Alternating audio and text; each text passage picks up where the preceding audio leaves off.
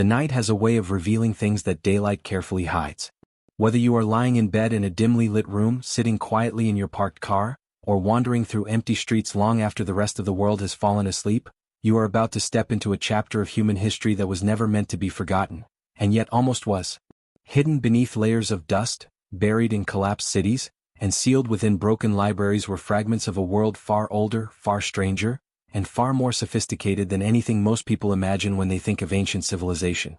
The story begins not with gods or myths, but with an accident that would unravel thousands of years of lost memory.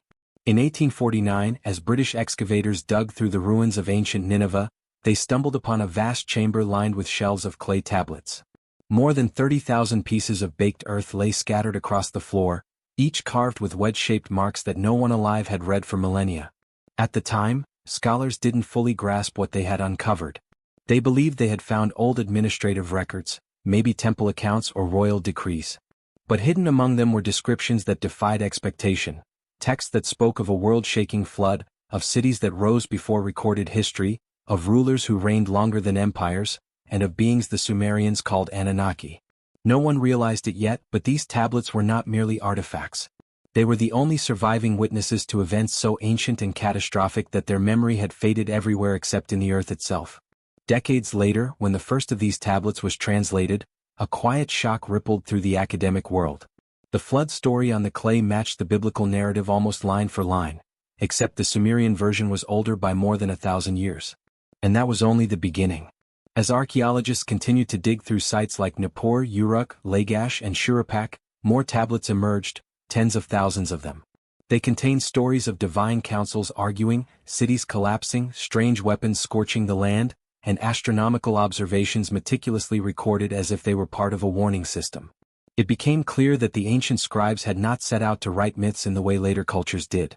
Their writing read like a mixture of engineering manuals, legal documents, city records, and eyewitness accounts. Except the witnesses were not ordinary humans.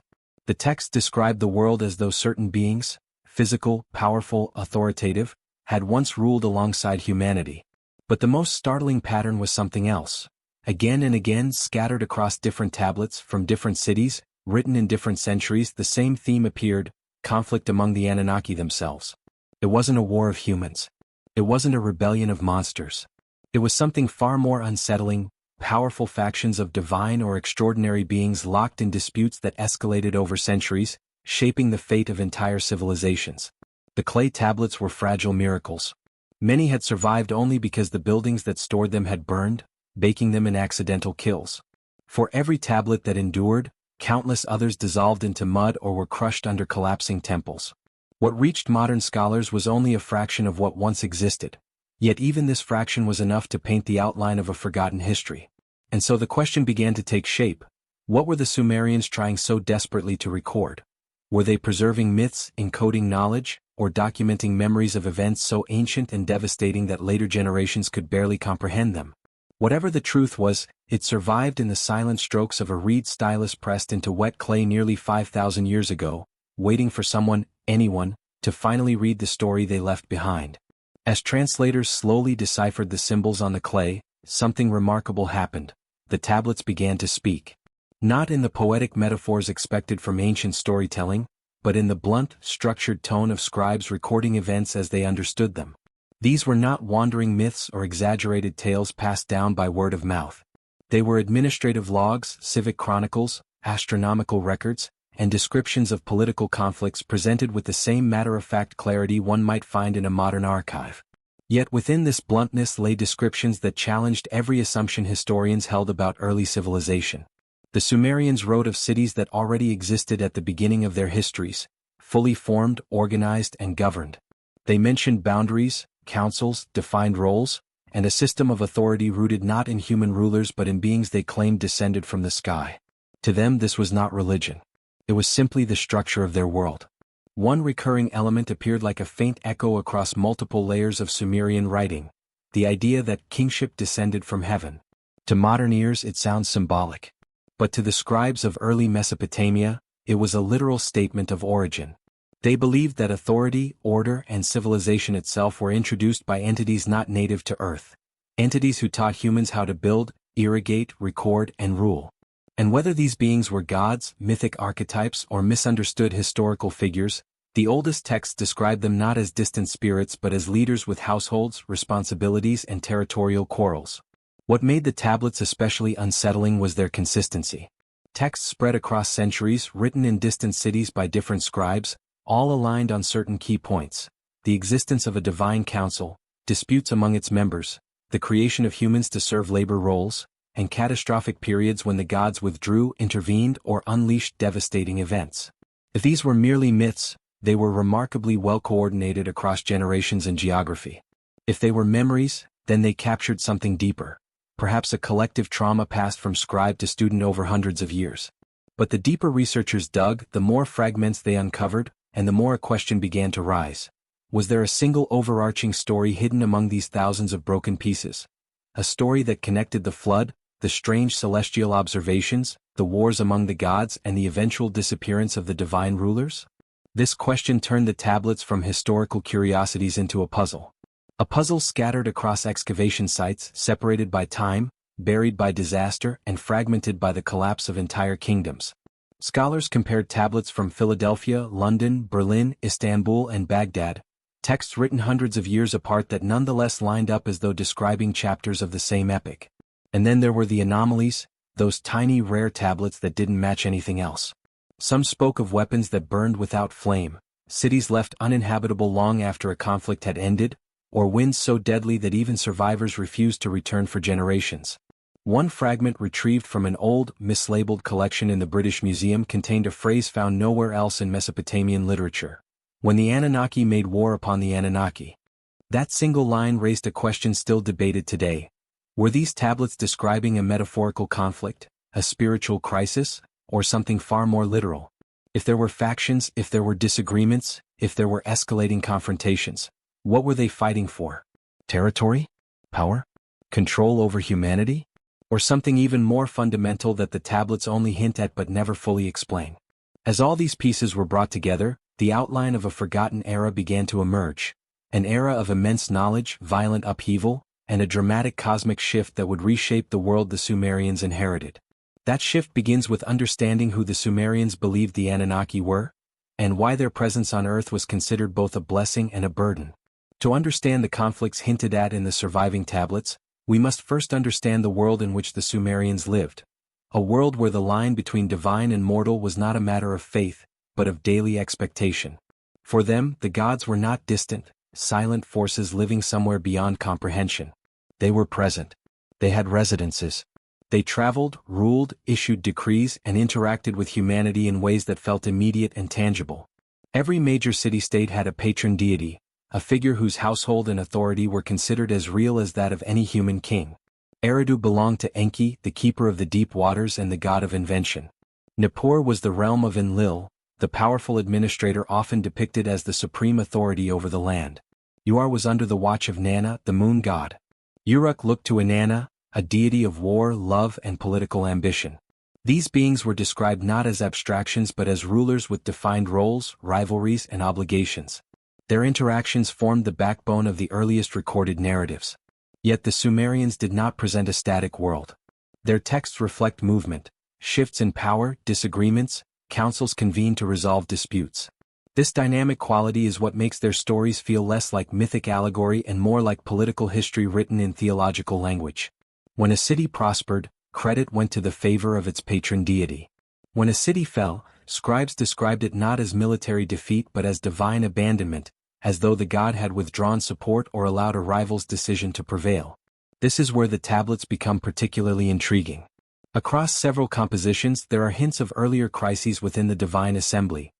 Moments when authority was contested, when factions formed, and when decisions sparked consequences that rippled through both the heavenly and earthly realms. The creation of humanity itself is framed within this context. According to some texts, humans were crafted not as a divine experiment in benevolence, but as a practical solution to labor disputes among the gods. The lower-ranking deities, weary of maintaining irrigation canals, dikes, and agricultural tasks, revolted. The higher-ranking gods, seeking to avoid a civil war, agreed to create a new workforce. This origin story is profoundly different from later religious traditions.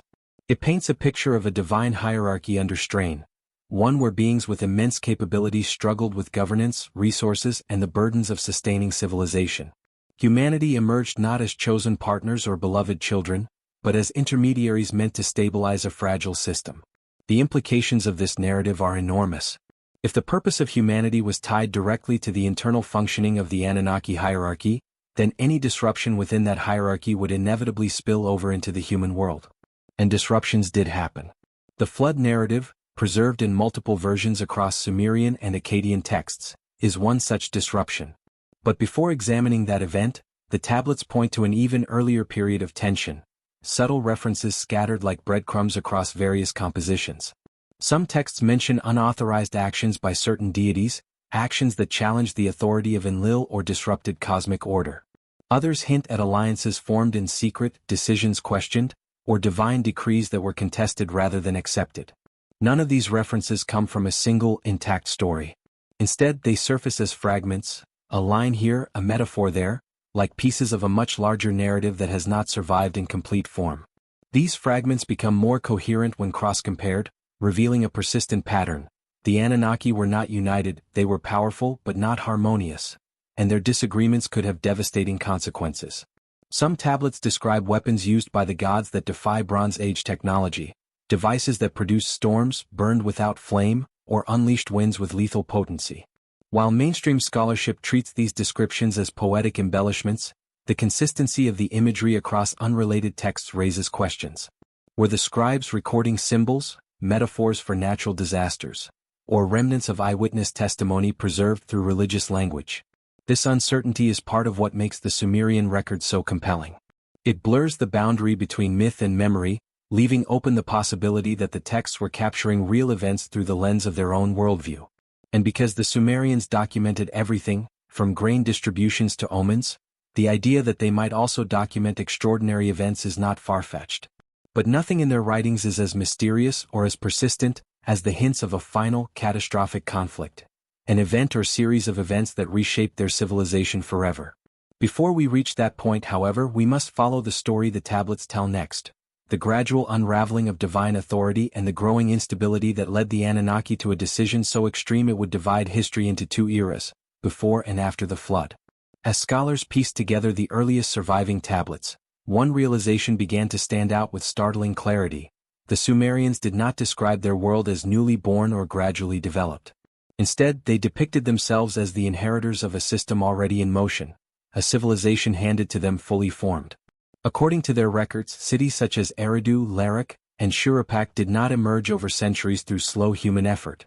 They appeared almost suddenly with temples, laws, irrigation networks, and organized governance already in place.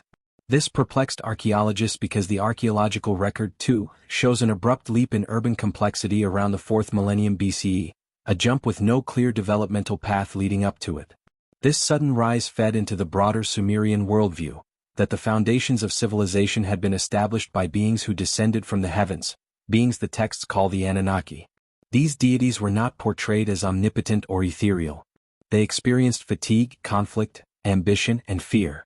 They debated policy, assigned regions of influence, punished disobedience, and rewarded loyalty. Their personalities were sharp and varied. Enlil stern and authoritative, Enki curious and cunning, Inanna fierce and impulsive, Nanna contemplative and steady. Their individuality is what makes the tablets feel less like myth and more like historical record infused with theological language. The more tablet scholars translated, the clearer it became that the Sumerians considered themselves living in a world shaped by decisions made long before they existed.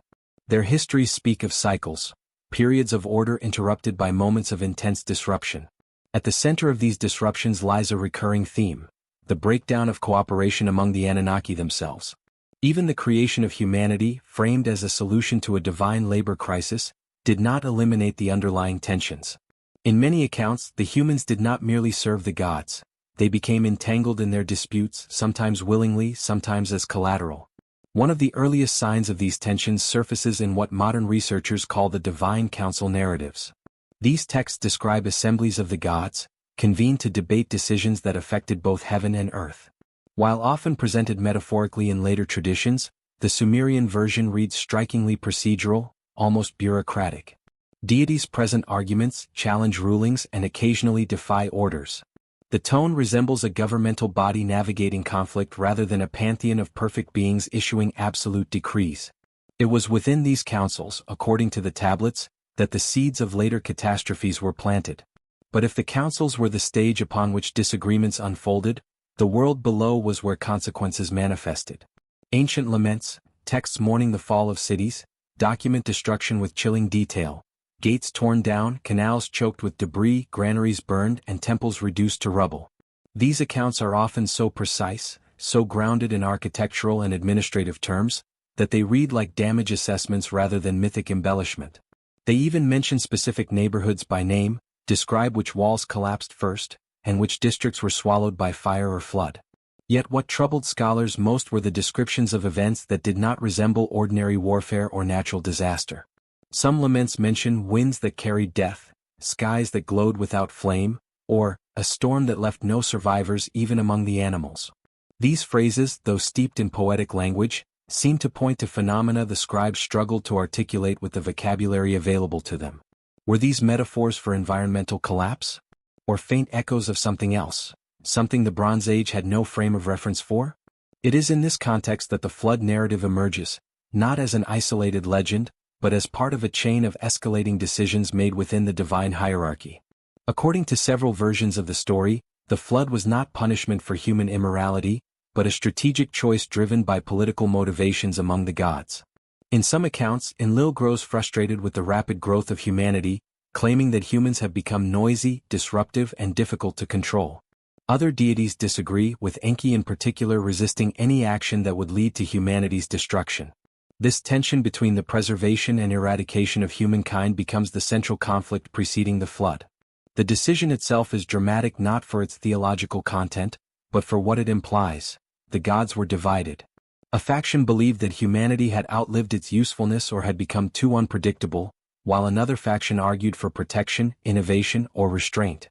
These divisions sit at the heart of what later scholars would interpret as evidence of a larger, underlying conflict, one that had been building long before waters swept across the land. And yet the tablets do not present the flood as the final breaking point. Instead, they depict it as a reset, a catastrophic intervention intended to restore balance within the divine order. But as later texts make clear, the flood did not resolve the tensions. It merely delayed them. After the waters receded, new conflicts arose, new powers emerged, and old grievances resurfaced. The stage was being set for something far greater and far more destructive than anything recorded before. A confrontation among the Anunnaki themselves that would mark the end of an age. But before that final era of conflict can be understood, one more element must be examined. The mysterious object that appears across multiple tablets. The artifact whose possession could determine the fate of gods and humans alike. The Tablet of Destinies. Among the most enigmatic elements repeated across Sumerian and Akkadian texts is the reference to a powerful artifact known as the Tablet of Destinies. In later mythologies, objects of divine authority often take symbolic form: crowns, scepters, scrolls, but the Mesopotamian Tablet of Destinies occupies a category entirely its own. It is not portrayed as a metaphor nor as an unreachable cosmic emblem. Instead, it is consistently described as a physical item. A clay tablet, marked with inscriptions, sealed with the symbols of supreme rule. In the administrative world of ancient Mesopotamia, seals and inscriptions were the ultimate anchors of legal and political legitimacy. Whoever held the tablet did not merely possess a document, they held control over the cosmic order itself. The earliest references describe the tablet as containing the decrees that governed fate, authority, and the balance of power between the gods. Its ownership determined who could command, who could rule, and whose voice shaped reality. In this system, authority was not abstract. It was inscribed, sealed, carried, and in some accounts, stolen. The idea that the supreme emblem of divine legitimacy could be taken from one deity by another hints at deep fractures within the Anunnaki hierarchy, fractures so great that they at times erupted into open conflict. One of the most compelling narratives involving the Tablet of Destinies comes from the story of Enzu, a powerful being described as part eagle, part lion, and entirely formidable. In the surviving fragments of the myth, Enzu serves as a trusted guardian in Enlil's hall, observing closely how the gods conduct their affairs. But ambition or perhaps resentment grows within him.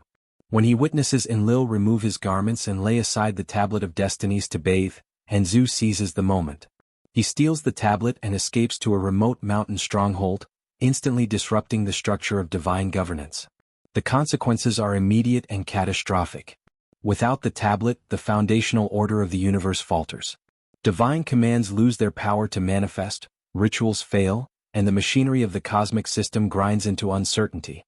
The gods panic. They gather, debate, and ultimately seek a champion capable of confronting Enzu and reclaiming the tablet. Many refuse, knowing that the one who possesses the tablet can decree the outcome of any battle. Only Ninurta, the warrior son of Enlil, steps forward. His confrontation with Enzu is described with a blend of awe and confusion. Arrows stopping midair, weapons losing their force, and strategies collapsing before they can be carried out. To modern readers, these descriptions appear fantastical. But to ancient scribes documenting the event, they were recording the mechanisms of power as they understood it. A legal object whose authority shaped the world itself. The detail is not in explosions or divine spectacle, but in the administrative implications. The failing of decrees, the breakdown of ritual order, the collapse of structural command. This blend of mythic language with bureaucratic precision is what makes the account so unusual and so significant. But the Tablet of Destinies is not mentioned only in the context of Enzu's theft. Various fragments scattered across archives in Paris, London, Berlin, and Istanbul reference multiple episodes in which the tablet changed hands. Sometimes through theft, sometimes through negotiation, and sometimes through divine decree. Each transfer marks a shift in authority and often corresponds with changes in the earthly world. The rise or fall of cities, the expansion or decline of political power, or the onset of catastrophic events that left scars on the physical landscape. These stories, when viewed individually, might seem like mythic allegories about power. But taken together, and placed alongside architectural evidence of sudden destruction, environmental shifts, and mass migrations, they suggest a deeper connection. They point to a time when authority among the Anunnaki was not stable, when rivalries escalated, and when actions taken in the heavenly realm had consequences that reshaped the human world below. What makes this pattern even more intriguing is that many of the tablets do not present the thefts or conflicts as isolated incidents. Instead, they seem to treat them as chapters in a long-running struggle, one that unfolded over centuries. A struggle over legitimacy, succession, territory, and the very right to rule. The Tablet of Destinies becomes not merely a mystical artifact but the central symbol of a thousand-year contest. A contest whose final outcome would determine the fate of gods and humans alike. And yet, the tablet story is only one thread in a much larger tapestry. As the centuries progressed, new tensions emerged, new alliances formed, and the balance of power shifted again and again. The divine wars hinted at in the earliest texts grew in scale and intensity, culminating in a moment so catastrophic that it carved a permanent fracture in Sumerian memory, a moment remembered in laments, warnings, astronomical recordings, and the earliest historical chronicles. That moment, the scholars now believe, marked the beginning of the end for the age of the Anunnaki. To understand how this final era unfolded, we must next explore the rapid, dramatic changes documented around 2000 BCE, a period when cities fell one after another, gods were said to abandon their temples, and the sky itself became a canvas of ominous signs. This is where the tablets shift from recording disputes and thefts to documenting destruction, cold, precise, and terrifying. What unfolds in the tablets after the recurring conflicts over the Tablet of Destinies is not merely a continuation of divine politics. It is the slow descent into a period of unprecedented instability, a time when both the heavens and the earth seem to lose their equilibrium. The scribes of ancient Mesopotamia, meticulous in their documentation, recorded these events with a sense of urgency, as though they understood they were witnessing the unraveling of an age. Their words, etched into clay with deliberate precision, reveal a world standing on the brink of something irreversible. Around the dawn of the second millennium BCE, the tone of Sumerian and Akkadian writings shifts dramatically. Earlier tablets had conveyed routine chronicles, records of offerings, court decisions, temple constructions, and agricultural cycles. But now laments begin to appear. These laments are unlike typical myths. They are vivid, almost journalistic accounts of cities crumbling under forces that seem both earthly and unearthly. They describe destruction in terms more fitting for disaster reports than religious poetry, focusing on collapsed walls, burnt storehouses, displaced populations, and landscapes rendered barren in a matter of days. The lamentation over the destruction of Ur is one of the most haunting examples. It speaks of winds laden with death sweeping through the city, scorching fields, poisoning water, and leaving survivors with nowhere to flee. Buildings that had stood for generations fell as though struck by an invisible force.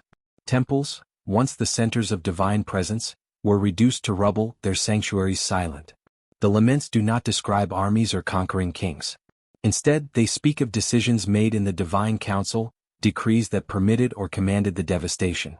It is as if the destruction was not the result of human conflict but of something far greater, a breaking point within the hierarchy of the gods themselves. And it wasn't just Uar.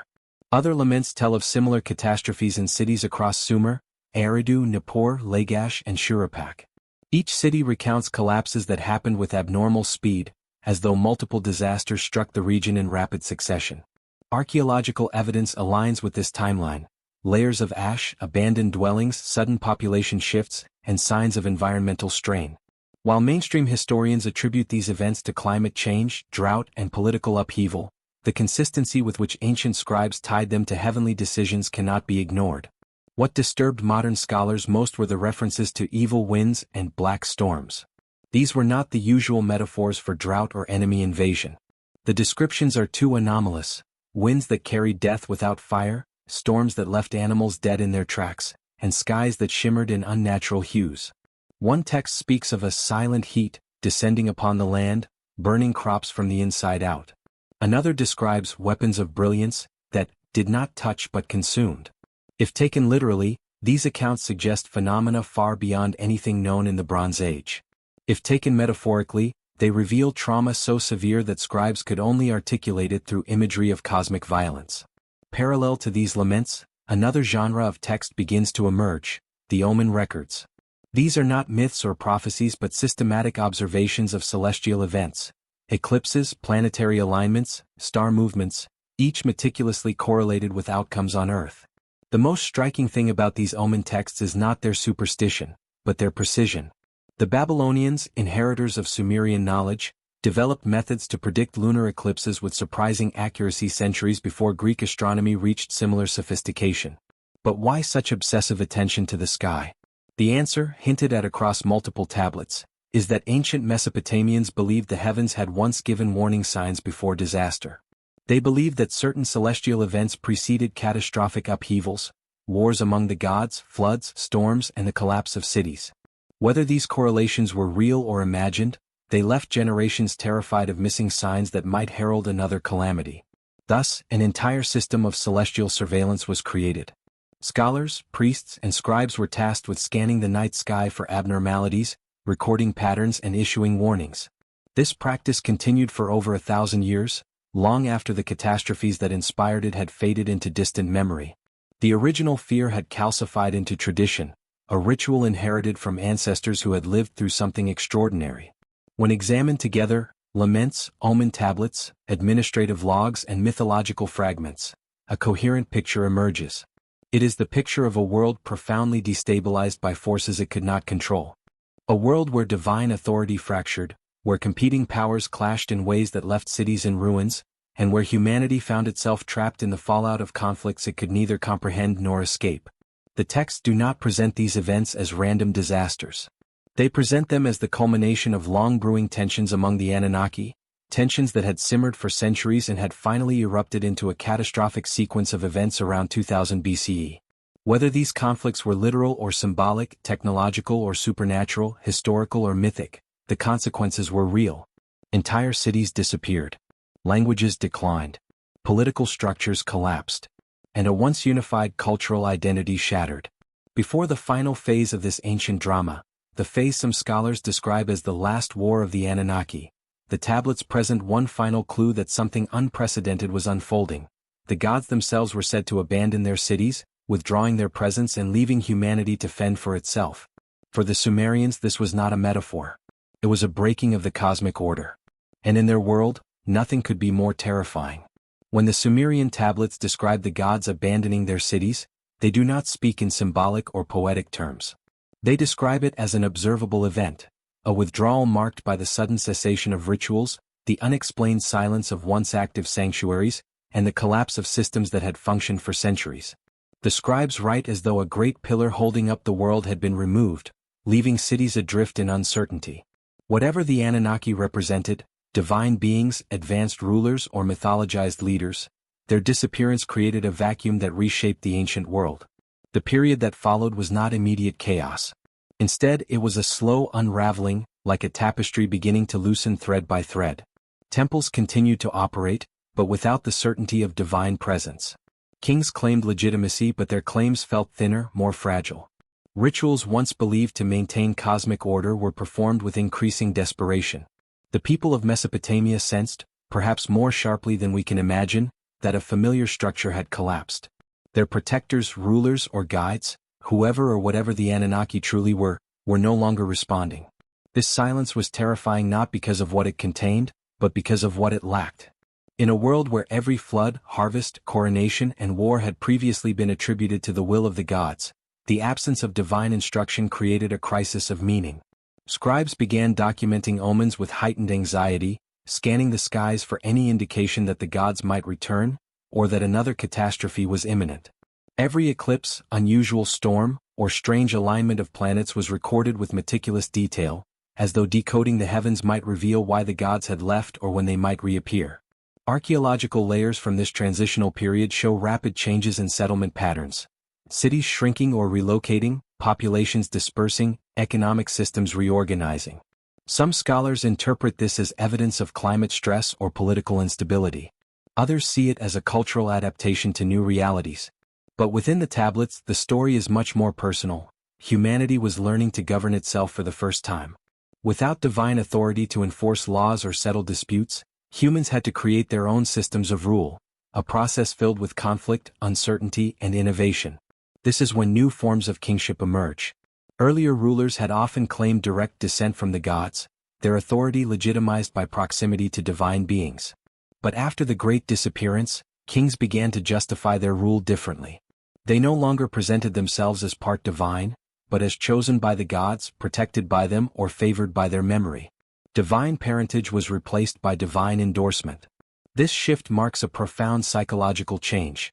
The gods had moved from active participants in political life to distant figures invoked for legitimacy, no longer present to enforce their own decrees. Despite this transformation, the memory of the old order lingered. Stories of the Anunnaki, of their councils, conflicts, and catastrophic decisions, continued to be copied and preserved long after their cities had fallen silent. It is as if the scribes feared that forgetting the past would doom future generations to repeat it. Their meticulous preservation of ancient myths, laments, and royal chronicles reflects a deep cultural desire to understand what had happened and why. They recorded the final war of the gods not as a distant legend but as a foundational trauma, a moment that reshaped the world and left scars that would last for centuries. Over time, new empires rose: Babylon, Assyria, and the powerful city-states that emerged in the north. These were societies built not under divine rule but under human governance, drawing on the administrative knowledge inherited from earlier ages. They refined mathematics, astronomy, law, and engineering, fields once associated with divine instruction. It is tempting to see this period as evidence that humanity, freed from divine oversight, flourished. But the tablets suggest a more complicated truth. The achievements of later Mesopotamian civilizations were not created from scratch, they were recovered. They were remnants of a knowledge system passed down through thousands of clay tablets, preserved through turbulent centuries, and inherited by scholars who no longer understood their original context. The Anunnaki had disappeared, but their legacy, whatever its true nature, continued to shape the world. Yet even as new kingdoms rose and rebuilt, a lingering question haunted the scribes. Why did the gods leave? Were they defeated, driven away by internal conflict? Did they retreat deliberately, deciding that direct rule over humanity must end? Or did their wars destroy the very conditions that allowed their presence on Earth? The tablets do not answer this directly.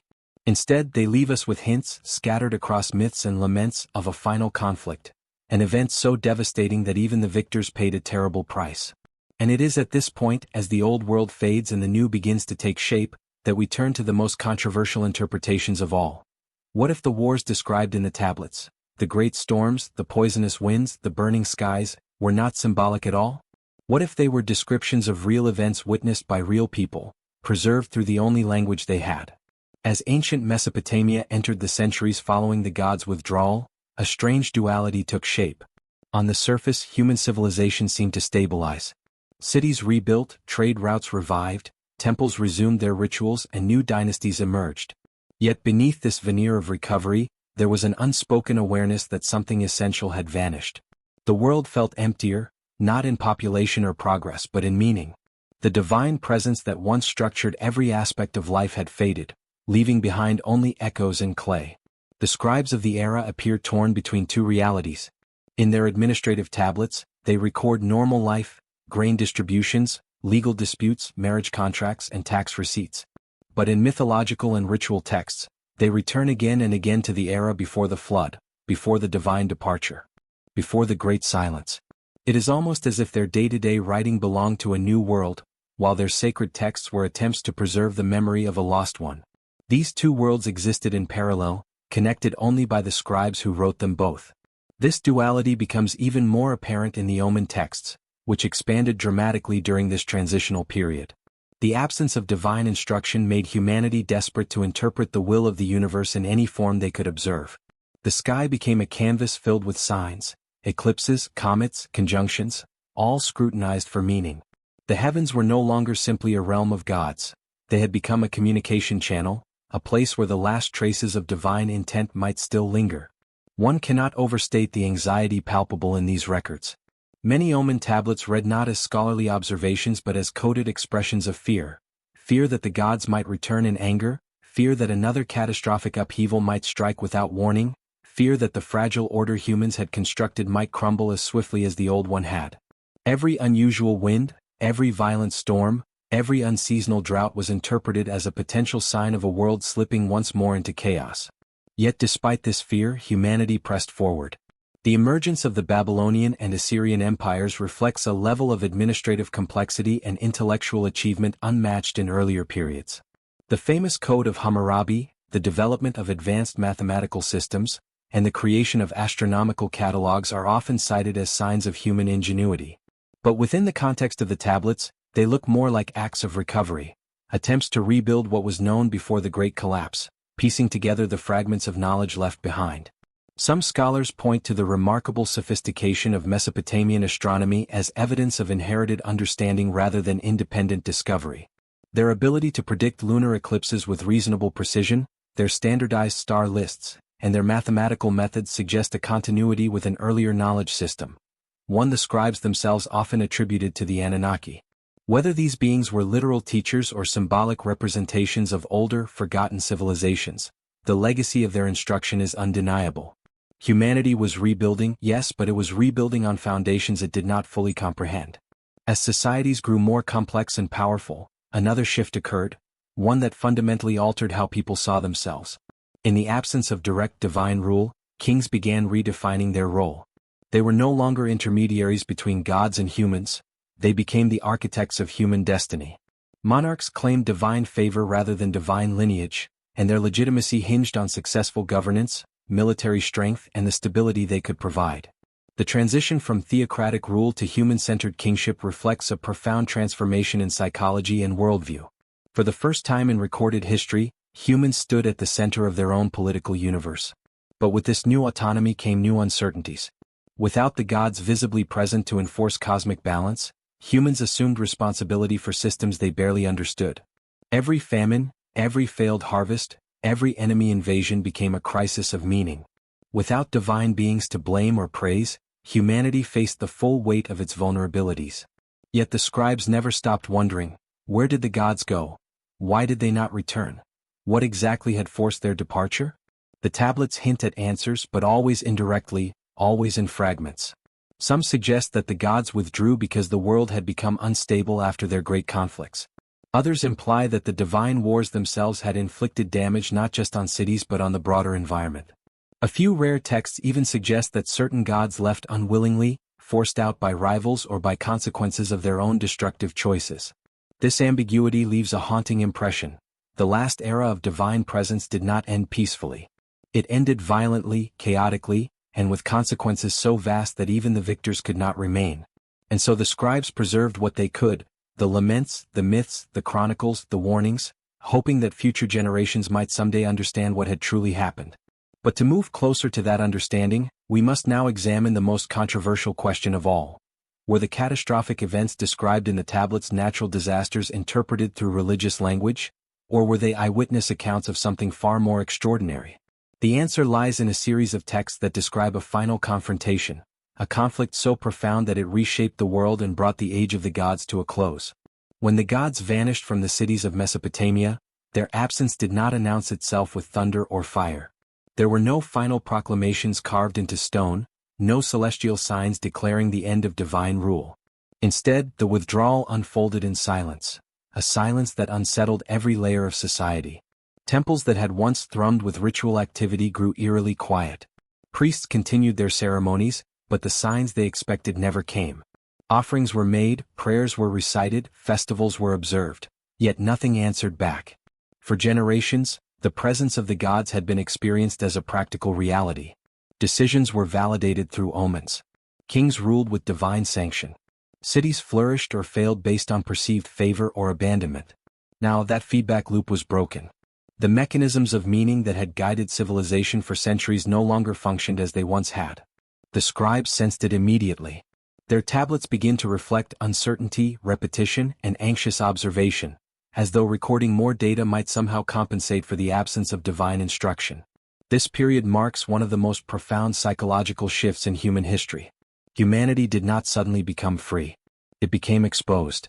Without the Anunnaki acting as visible arbiters of order, responsibility fell entirely upon human institutions that had never been designed to operate alone. Kings still ruled, but their authority no longer carried the same weight. Law codes expanded rapidly, growing more detailed, more rigid, as if attempting to replace divine oversight with written permanence. Where once a god's decree had settled disputes, now tablets filled with legal clauses tried to anticipate every possible conflict. Yet beneath this administrative evolution lay fear. The people of Mesopotamia did not celebrate the departure of the gods. They mourned it. In laments written generations later, the absence of divine presence is described not as liberation but as loss. The gods had been dangerous, yes, but they had also been predictable. Their wrath followed patterns. Their favor could be courted. Their presence gave structure to chaos. Without them, the world felt unstable in ways that no ritual could correct. This fear manifested most clearly in the explosion of omen literature. Never before had humanity watched the sky with such intensity. Every flicker of light, every unexpected cloud formation, every deviation in planetary movement was recorded and analyzed. The heavens became a substitute for the gods themselves, a distant, silent interface through which humans hoped to detect traces of the forces that had once ruled them directly. The implication is chilling. The Mesopotamians believed the gods were not gone forever. They believed they might return. But return in what state?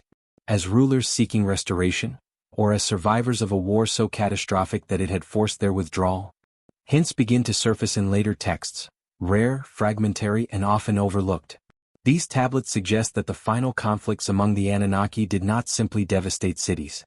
They destabilized the very environment that sustained divine presence. Certain regions are described as forbidden, uninhabitable, or sealed.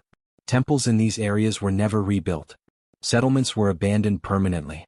Even centuries later, scribes refer to these lands with caution, as though the danger had not entirely passed. This suggests something unprecedented, that the wars of the gods may have rendered parts of the earth unsuitable, not just for humans but for the gods themselves. If true, then the withdrawal of the Anunnaki was not merely political. It was existential. As generations passed, the memory of direct divine rule faded into legend. The Anunnaki transformed from rulers into gods, from present authorities into distant figures.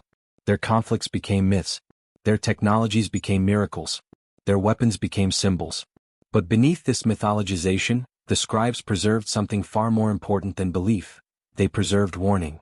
Because if the ancient tablets are taken at face value, then the gods did not leave because humanity was ready to stand alone. They left because something had gone terribly wrong. And the world they left behind was not meant to remember everything. As the centuries moved forward, the memory of divine presence did not vanish. It transformed. What had once been experienced directly became something recalled indirectly, filtered through ritual, myth, and inherited fear. The Anunnaki were no longer described as rulers walking among cities, issuing commands or enforcing order. Instead, they became distant authorities whose past actions still echoed through ruined landscapes and broken institutions. Yet the tablets make one thing unmistakably clear. The scribes did not believe the gods had simply faded away. They believed the gods had retreated. This distinction mattered deeply. A fading god is one that loses relevance over time. A retreating god is one that leaves intentionally, or under duress. The language used in later texts leans heavily toward the latter. Phrases such as "they returned to the heavens," "they withdrew their footsteps," and "their dwelling places were sealed" suggest motion, decision, and consequence. These were not poetic flourishes meant to comfort. They were attempts to explain an absence that still felt recent, unresolved, and dangerous. One of the most unsettling patterns appears in the geographic distribution of post-collapse settlements. Certain areas that had once been centers of divine and administrative power were never fully reoccupied. Archaeologists note long-term abandonment in regions that show evidence of sudden destruction, burn layers, vitrified materials, and abrupt cessation of building activity. The tablets mirror this reality. Some lands are described as struck, others as cut off, and a few as places where even the gods no longer walk. For a culture that believed the gods governed the entire world, the idea that there were zones even they avoided was profoundly disturbing. These forbidden regions linger in memory like open wounds. Later generations did not forget them. They encoded caution into ritual and law. Certain boundaries were never crossed. Certain ruins were left untouched. The fear was not of ghosts or curses, but of something residual, an aftereffect of divine conflict that had not fully dissipated. Whatever had occurred during the final era of the Anunnaki had altered the land itself, leaving behind scars that resisted both human habitation and divine return. At the same time, mythology began to reorganize itself. Earlier texts had described the Anunnaki as a collective, a governing body with internal ranks and disputes. Later traditions fragmented this structure. Individual gods were elevated, reinterpreted, or absorbed into new pantheons. Conflicts that once appeared political became moralized. Wars over authority became battles between good and evil. This shift was not accidental. It was a psychological adaptation. A world governed by flawed, conflicted divine rulers was far more terrifying than one overseen by abstract, moral deities. By reshaping memory into myth, humanity made the past survivable. Yet not all scribes were willing to let the older understanding disappear. Hidden within archives, copied with unusual care, are texts that resist simplification. These tablets retain the language of administration, procedure, and consequence. They speak of divine decisions as policies, of wars as campaigns, and of destruction as outcomes rather than punishments. In these records, there is no suggestion that the Anunnaki were omniscient or infallible. On the contrary, they appear constrained, by resources, by environment, and by each other. This perspective reframes the so-called last war of the Anunnaki entirely. Instead of a mythic apocalypse, it begins to resemble a systemic collapse. Competing authorities, escalating use of destructive capabilities, environmental destabilization, and the eventual breakdown of the very structures that sustain divine presence. If the Anunnaki depended on Earth, its resources, its stability, its infrastructure, then their conflicts may have rendered their own position untenable. In this light, the withdrawal of the gods becomes less mysterious and more tragic. They did not simply abandon humanity. They abandoned a world they could no longer control, or survive within. The tablets hint that not all gods left at once. Some departed early. Others resisted until the end. A few, according to fragmentary texts, may never have left at all. These ambiguous references gave rise to later traditions of hidden gods, sleeping gods, or watchers who remained behind. Whether symbolic or literal, such ideas reflect a lingering belief that the divine story was unfinished, that the final chapter had been interrupted rather than concluded. This belief fueled centuries of speculation, fear, and expectation. If the gods had left because of war, then peace might one day bring them back. If they had left because of damage, then healing the world might invite their return. If they had been defeated, then perhaps something else now occupied the role they once held. The tablets do not provide answers. They provide questions, deliberately preserved, deliberately unresolved. And this unresolved tension is perhaps the most important legacy of all. The ancient Mesopotamians lived with the knowledge that their civilization was built on the ruins of something greater, something older, and something profoundly unstable. They inherited systems they did not design, knowledge they could not fully explain, and warnings they did not fully understand. Their greatness was real, but it was also fragile, always haunted by the memory of a collapse that had begun not with humans, but with the gods themselves. As we move closer to the heart of the controversy surrounding these texts, one realization becomes unavoidable. The Sumerians were not merely recording stories of divine beings. They were recording the aftermath of a world-altering conflict whose true nature had already begun to slip beyond clear memory. What remained were impressions, burned cities, forbidden lands, anxious skies, and a deep cultural instinct that something catastrophic must never be allowed to happen again. The next phase of this story takes us into the most disputed territory of all, the attempt to interpret these ancient records through a modern lens. Were the descriptions of silent heat, poisonous winds, and glowing skies purely symbolic? Or were they the only language available to witnesses of events far beyond their technological understanding? This is where myth, memory, and possibility collide. When modern scholars first began to seriously compare the language of the Mesopotamian tablets with descriptions of known natural disasters, something unsettling emerged. Many passages did not align cleanly with earthquakes, floods, droughts, or volcanic eruptions. The imagery was too specific, too repetitive, and too consistent across distant regions and centuries. The scribes were not merely describing destruction, they were struggling to describe mechanisms. Words like silent heat, evil wind, and burning brilliance recur with an almost technical insistence. These were not the metaphors typically used for storms or fires.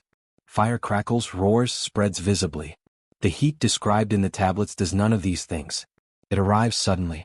It leaves no flames behind. It kills indiscriminately humans, animals, crops, often without visible injury.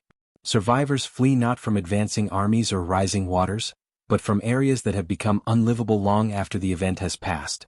To a Bronze Age scribe, there was no vocabulary for radiation, atmospheric contamination, or long-term environmental poisoning. There was only comparison, only analogy, only the language of gods and cosmic wrath. And so the scribes reached for the strongest imagery they had, not to exaggerate, but to make sense of what they had witnessed or inherited through memory. This is where the ancient and modern worlds begin to overlap in uncomfortable ways. In the 20th century, humanity gained first-hand experience with weapons and technologies that produced effects eerily similar to those described in the tablets. Heat without flame. Winds carrying invisible death. Landscapes rendered uninhabitable for generations. These parallels have made many scholars uneasy, not because they prove anything, but because they reopen questions that were once dismissed too easily.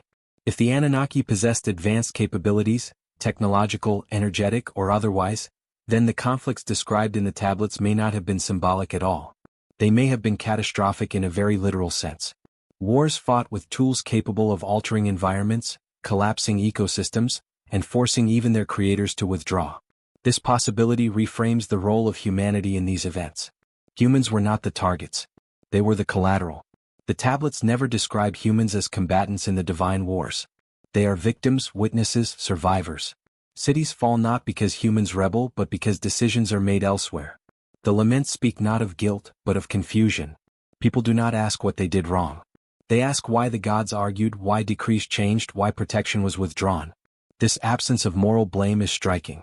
It suggests that the disasters were not punishments, but consequences. And consequences do not discriminate. As generations passed, the memory of these events became increasingly dangerous to preserve. Knowledge of catastrophic power, once attributed to gods, could inspire fear or imitation.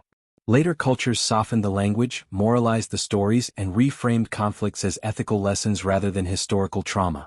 In doing so, they made the past safer to remember but harder to understand. Yet the earliest tablets resist this transformation. Their tone remains procedural, detached, almost clinical. The scribes do not dwell on emotion, they document outcomes. Fields ruined. Cities emptied. Temples abandoned. They record dates, locations, and sequences. This is not how myths are written. This is how reports are preserved. One tablet, badly damaged and missing several lines, describes a moment when the command was released, and the brightness rose. The next surviving line speaks of people collapsing where they stood. There is no build-up, no dramatic flourish. Just cause and effect. Another fragment mentions that those who entered the affected zone days later did not return. These are not warnings meant to inspire devotion. They are observations meant to prevent repetition. This may explain why the knowledge was eventually sealed away. Why certain tablets were copied but not taught. Why some texts survived only in fragments, misfiled, untranslated, or ignored. The memory of divine warfare carried a burden too heavy for later civilizations to integrate.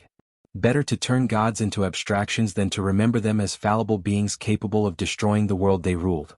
And yet, the memory never fully vanished. It lingered in the obsession with the sky, in the fear of signs, in the belief that catastrophe could return without warning. The Mesopotamians watched the heavens not because they believed the stars controlled fate, but because they believed the sky had once signaled disaster. They feared missing the signs again. This fear is the emotional thread connecting the earliest laments to the latest omen texts.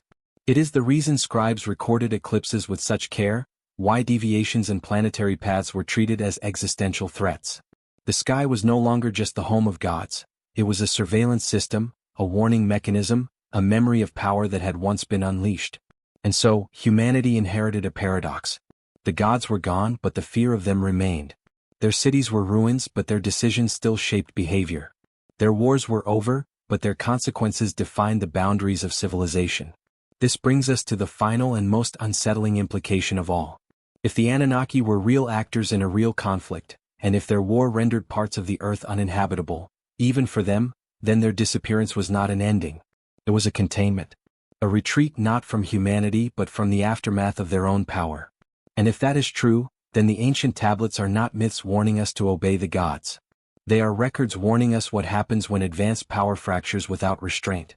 As the narrative approaches the final stretch of Part 2, the tablets begin to feel less like ancient records and more like a warning system frozen in time.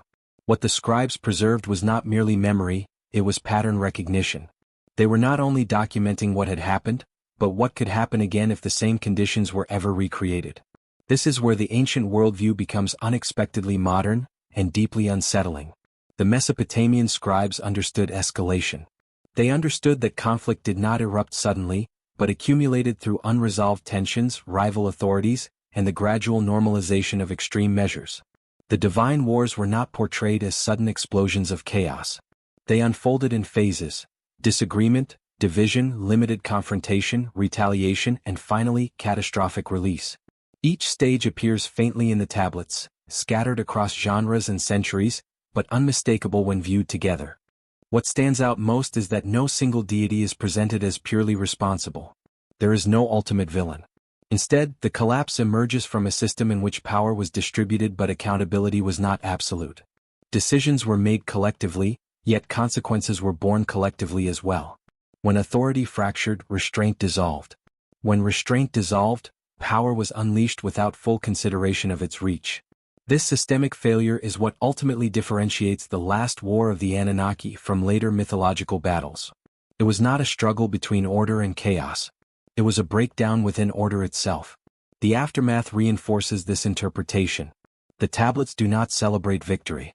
They mourn loss. Even the gods are described as grieving, retreating, or withdrawing in silence. There are no triumphal hymns commemorating conquest, only laments for what was destroyed and what could never be restored.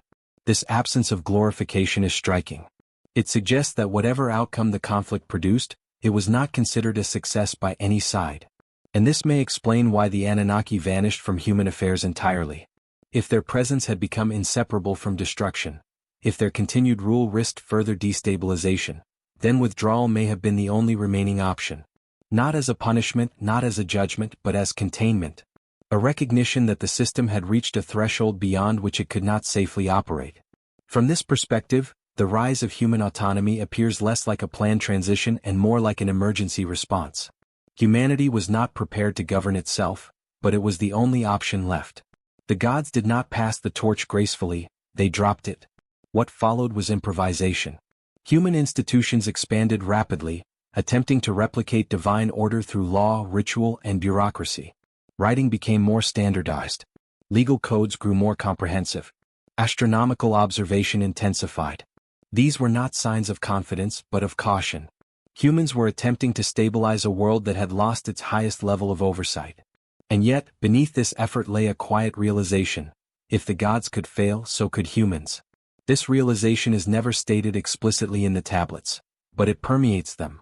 It is present in the obsessive record-keeping, the fixation on precedent, the fear of deviation. Mesopotamian civilization became conservative not out of stagnation, but out of survival instinct. Change had once shattered the world. Stability became sacred. This mindset echoes through millennia. Later cultures inherited not only Mesopotamian knowledge but Mesopotamian anxiety. The fear of repeating a primordial catastrophe seeped into religious doctrine, philosophical thought, and political caution. The idea that certain powers should not be wielded lightly, that some knowledge carries existential risk, can be traced back to these earliest records of collapse. Which raises a final, unavoidable question as Part 2 draws to its close. If the ancient tablets are preserving the memory of a technological or cosmic disaster caused by unchecked power, then they are not relics of superstition. They are artifacts of experience. And experience, once gained, tends to repeat itself, unless its lessons are understood. The Sumerians did not leave behind instructions for worship alone. They left behind data, patterns, warnings embedded in myth because myth was the only vessel durable enough to carry them forward. And now, thousands of years later, humanity stands in a position eerily similar to the one attributed to the Anunnaki. We possess tools capable of reshaping environments, ending civilizations, and altering the future of life itself. We debate authority, legitimacy, and control. We struggle with restraint. We argue over who should wield power and under what conditions. The parallels are uncomfortable. This is where Part 2 must end, not with answers but with recognition. Recognition that the ancient past may not be as distant as we believe. That the line between myth and memory is thinner than comfort allows. And that the collapse recorded in clay may not belong solely to the gods. It may belong to any civilization that forgets the cost of its own power. Part 3. Every ancient civilization leaves behind ruins, but only a few leave behind warnings.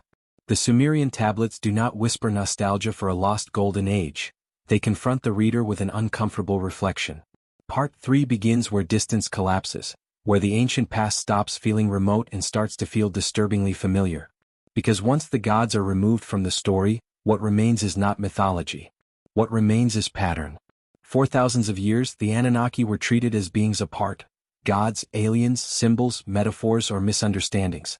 But when their conflicts are stripped of divine language, what emerges is something far more recognizable.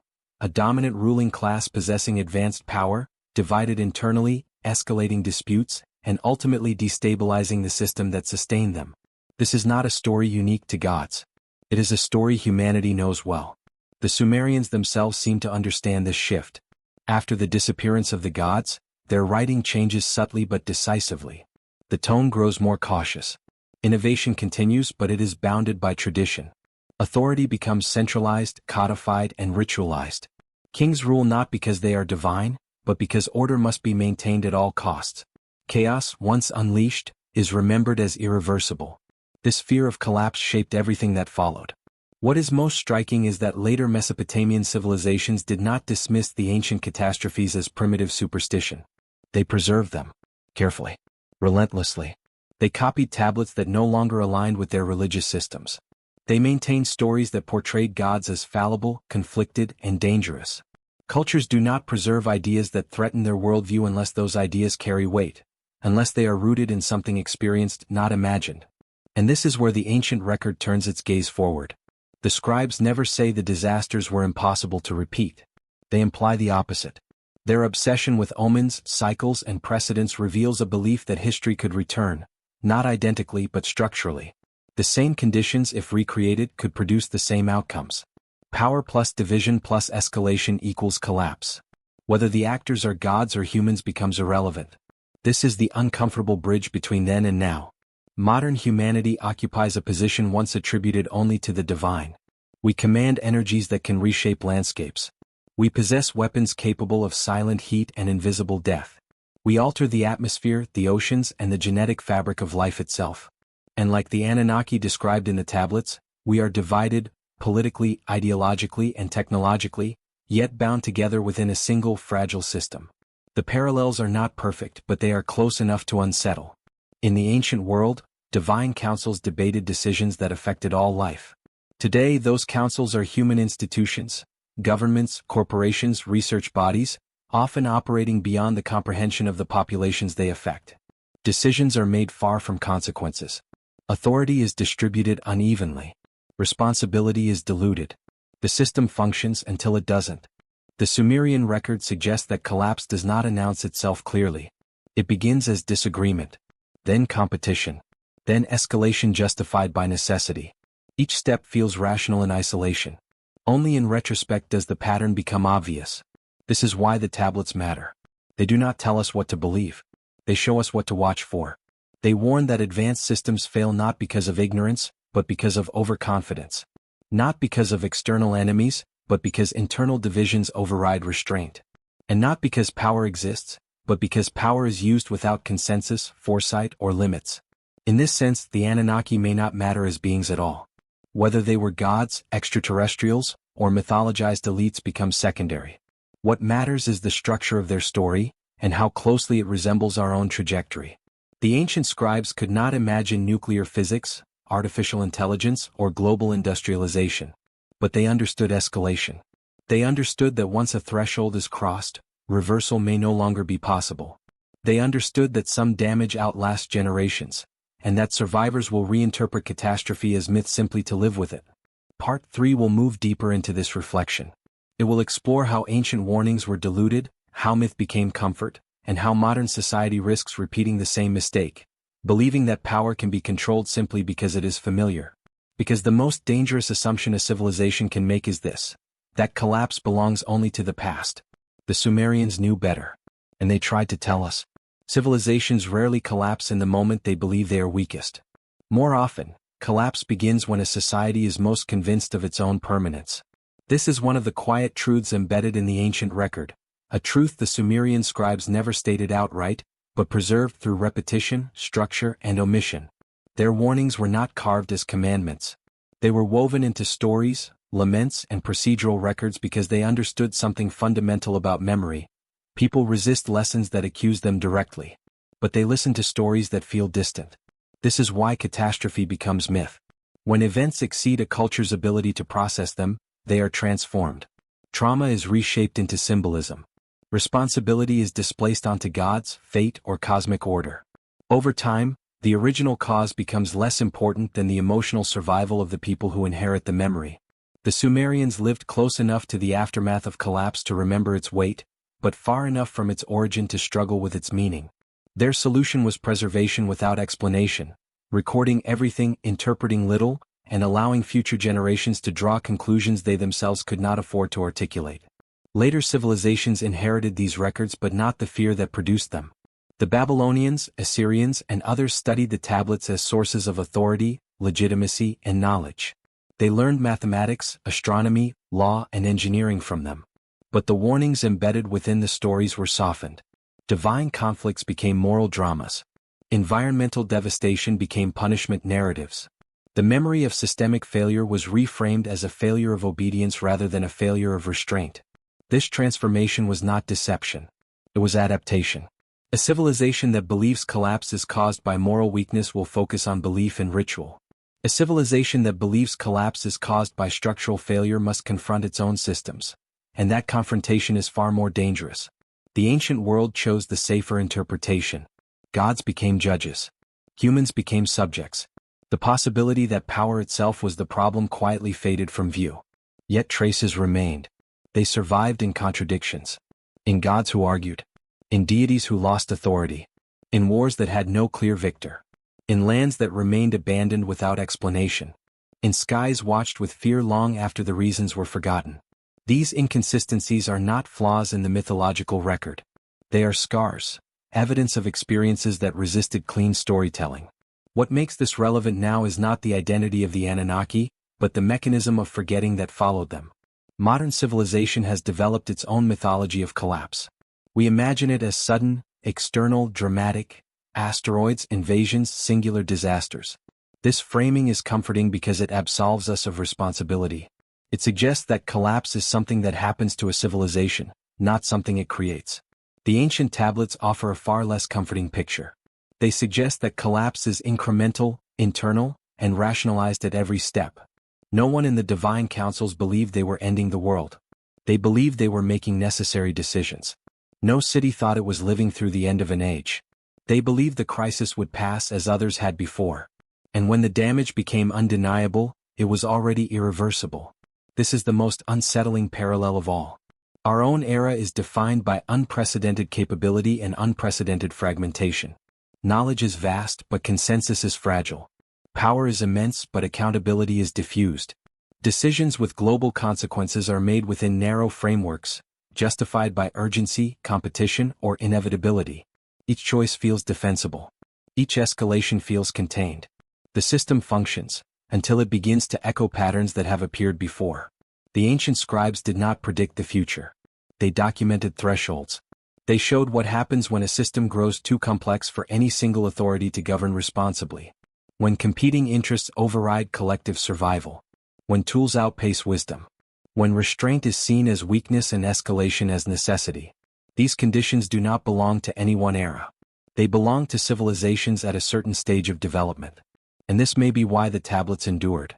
Clay is fragile, yet thousands survived. Libraries burned, yet fragments remained. Empires fell, yet the record persisted. It is almost as if the story itself resisted erasure, not because it was sacred, but because it was unfinished. Each generation encountered it from a new position, asked new questions of it, and projected its own fears onto its symbols. We do the same today. Some see gods. Some see aliens. Some see allegory. Others see dismissed superstition. But beneath all interpretations lies a consistent structure. Power without unity leads to instability. Instability leads to escalation. Escalation reshapes the world in ways no one intends.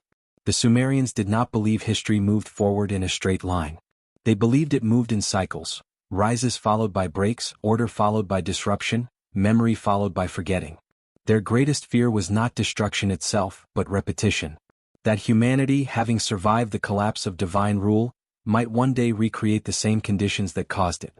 This fear is encoded in their obsession with precedent, in their reverence for old texts, in their reluctance to innovate without reference to what came before. They were not primitive traditionalists. They were survivors guarding against recurrence. Which brings us to the final, unavoidable tension embedded in this story. If the ancient world preserved the memory of collapse and myth, and the modern world has transformed myth into fiction, then something crucial has been lost. Not knowledge but humility. The recognition that advanced systems can fail catastrophically, not because of ignorance but because of confidence. The tablets do not accuse. They observe. They do not command. They caution. And they leave us with a question that no civilization ever asks at the right time. What happens when a society becomes powerful enough to resemble the gods it once feared? Because according to the oldest records we possess, that moment does not mark the beginning of mastery. It marks the beginning of risk. That question lingers because it has never truly been answered. Every civilization that reaches a certain threshold of power tends to believe it has transcended the failures of those that came before it. Knowledge expands, technology refines, systems grow more intricate, and with each advancement comes a quiet assumption. We understand more now, therefore we are safer. The ancient tablets challenge that assumption at its core. They suggest that understanding alone is not protection. In some cases, it is the very thing that accelerates collapse. The Sumerian record implies that the greatest danger does not come from ignorance, but from imbalance. When capability grows faster than wisdom, when tools evolve faster than ethics, and when authority fragments faster than accountability can follow, instability becomes inevitable. The Anunnaki did not fall because they lacked intelligence or foresight. They fell because their system could no longer contain the power it generated. Decision-making became distributed, responsibility became diluted, and restraint became negotiable. This is the pattern that repeats across history, long after the gods fade from the narrative. Empires rise with promises of order and stability. They centralize power to prevent chaos, then decentralize it to encourage innovation. Over time, competing interests emerge within the same structure: political, economic, ideological. Each faction believes it is acting in defense of the system, even as their actions undermine its foundations. Escalation is justified as protection. Expansion is framed as necessity.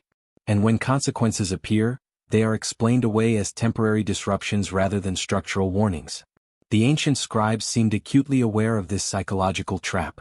Their texts rarely assign blame to a single figure or decision. Instead, they document processes, sequences, chains of cause and effect.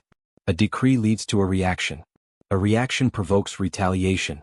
Retaliation forces escalation. At no point does the system pause long enough to reassess its trajectory. By the time reflection becomes unavoidable, the damage is already embedded into the environment itself.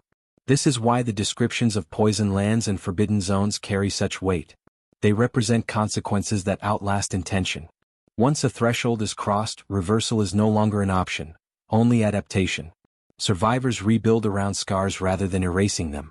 Memory shifts from prevention to normalization. What was once unthinkable becomes simply part of the world. Modern civilization is deeply familiar with this process, even if it resists acknowledging it. We have normalized the presence of existential risk. Concepts that would have terrified earlier generations are now abstracted into statistics, policies, and strategic doctrines. The scale of potential destruction is acknowledged, but emotionally distanced.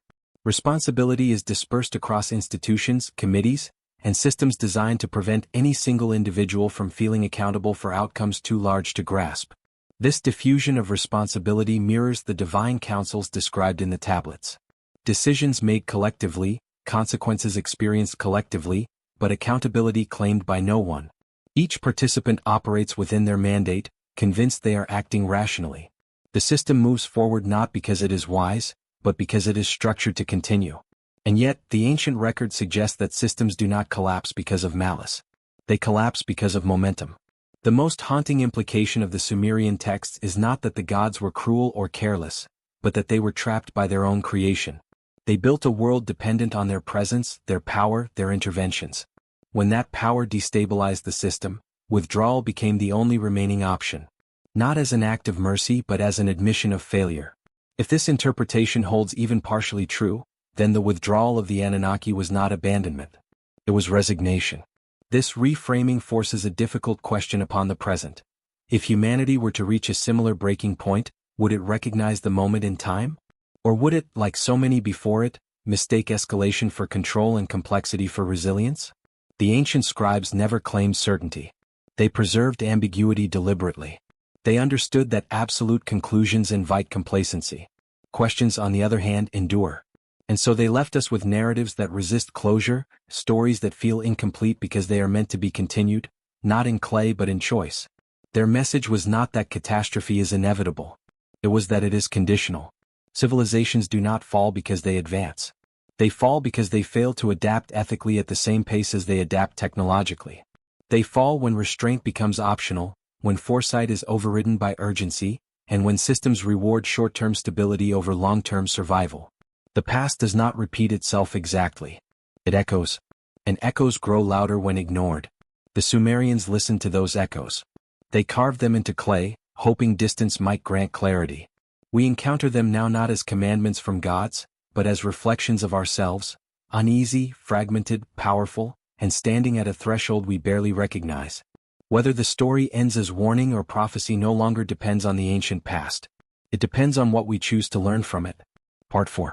The deeper one moves into humanity's forgotten history, the more the ground begins to feel uncertain, solid on the surface but hollow underneath, as though entire ages lie buried just beyond reach. Part 4 begins at this threshold, where the world after the gods' withdrawal becomes more than a record of survival. It becomes a study of transformation. For the first time in thousands of years, humanity stood without a guiding presence, without cosmic oversight, and without the stabilizing force that had once tied both heaven and earth into a single system. And yet, instead of collapsing completely, humanity adapted. Not gracefully, not easily, but inevitably. The centuries immediately following the divine departure are shadows in the archaeological record, visible but indistinct, marked by sudden changes in settlement patterns, cultural shifts, and a strange silence in certain regions that had once been the heart of civilization. It is as though the world exhaled, emptied, then cautiously inhaled again. This transitional age was not defined by progress or decay alone, but by recalibration. Humanity was quietly learning to navigate a world that no longer responded to divine decisions. The old rhythms had been disrupted, and the new ones had not yet been invented. Across former Sumerian lands, entire cities became centers not of divine administration but of human innovation. The libraries that had once stored celestial decrees now became repositories for mathematics, law, agriculture, and trade. The scribes, those faithful custodians of memory, shifted their roles. Where they had once recorded divine commands, they now documented human governance, disagreements, and attempts to restore order in ways the gods once had. Their writing style changed. Their priorities changed. But their fear did not. That fear manifested in the continued obsession with omens. Even without clear evidence of divine intervention, humans preserved the belief that the sky still held meaning. Every eclipse, every unexpected alignment, every streak of light across the heavens was recorded with reverence and anxiety. The sky had once heralded catastrophe.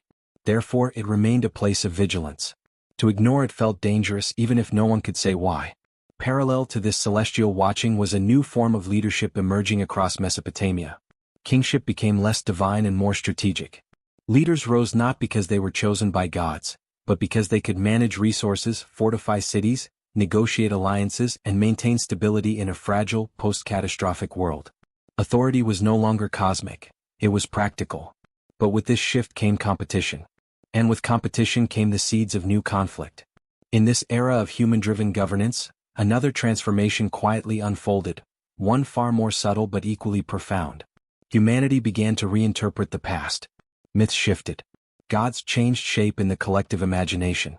The Anunnaki who had once been described as rulers became distant, symbolic figures. Their wars became allegories. Their technologies became metaphors. What had once been described with precision and literal seriousness was now softened into poetic narrative. This reinterpretation was not an accident. It was a psychological necessity. A civilization cannot forever carry the awareness that its foundations were built on the ruins of a divine catastrophe. Memory, to remain bearable, must eventually reshape itself. And so the stories were retold, not erased but reframed. Not forgotten but transformed. By the time centuries passed and new empires rose across the fertile valleys, the memory of the gods had already begun to blur. The stories of their conflicts remained, but the details had shifted. Their motives had changed. Their voices had become the language of prophecy rather than administration. Their presence, once concrete and documented, had become spiritual and distant. Humanity had not merely survived the absence of the gods. It had begun to overwrite them. Yet beneath this rewriting a question endured, restless, unresolved, and too dangerous to confront directly. If the gods left because of a catastrophic failure, what would happen if humanity repeated their trajectory? Humanity had inherited their knowledge, their systems, and perhaps even their mistakes. And the next chapters of history would determine whether it had also inherited their fate. The longer humanity lived without the direct presence of the gods, the more confident it became in its ability to rebuild what had been lost. But beneath that confidence, a subtle tension simmered, a quiet conflict between memory and ambition. People remembered the old world with reverence, but they also desired freedom from it. They envied the structure the gods once provided, yet resented the fear that structure had imposed. This psychological duality shaped the next age more profoundly than any single event recorded on clay. The new rulers of Mesopotamia inherited landscapes still scarred by ancient devastation. In some regions the soil remained strangely infertile, refusing to sustain crops despite endless labor. In others, abandoned cities stood untouched as though frozen in time.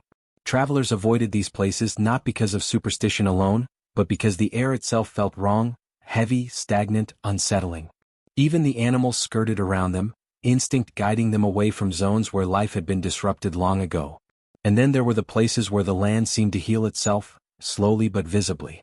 Rivers carved new paths, vegetation returned, and human settlements cautiously re-emerged. These regenerated areas became centers of cultural fusion. Displaced populations mixed with native survivors, sharing stories, memories, fears, and innovations. Out of this mingling came new languages, new trade routes, and new ideas, none entirely Sumerian but none entirely foreign either. Humanity was stitching itself back together. But just as the land healed unevenly, so too did the human psyche. Some communities clung fiercely to the past, preserving rituals as if repeating them might bring the gods back. Others rejected the old ways completely, believing that the presence of the gods had been more burden than blessing. These opposing mindsets created ideological divisions that rivaled the political ones. And though no immediate conflict erupted, the tension simmered like a dormant fault line. The scribes of this era wrote with a new kind of voice, neither passive recorders nor unquestioning believers. They became analysts, observers, occasionally even critics. Their tablets show a shift from describing what the gods did to questioning why the gods did anything at all. They asked whether divine commands were natural laws or merely interpretations. They wondered whether the gods had truly shaped the world, or whether humanity had attributed cosmic intent to phenomena it did not understand. This intellectual awakening was subtle at first, but undeniable. It laid the groundwork for what would eventually become philosophy, astronomy, and early scientific thought. People began to measure the world instead of simply describing it. They tracked cycles in the stars not to predict divine moods, but to understand time, seasons, and navigation. The sky slowly shifted from being a realm of gods to a map of patterns. Yet even as knowledge expanded, a shadow remained over the narrative of progress. Because no matter how deeply humanity studied the stars, one fear lingered in every observation. What if the gods had been watching the same signs? What if they had read the heavens the way humanity was learning to? What if celestial patterns had once warned them of their own downfall? This fear made progress feel both exhilarating and perilous. Every discovery opened new doors but also new anxieties. Human rulers encouraged knowledge but also tried to control it. Too much understanding of the past was seen as dangerous, especially if it led people to question the legitimacy of the new order.